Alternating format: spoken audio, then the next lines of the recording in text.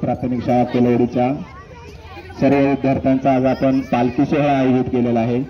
त्या पालखी सोहळ्यामध्ये सर्व विद्यार्थ्यांचं पालकांचं मी सहर्ष असं स्वागत करतो।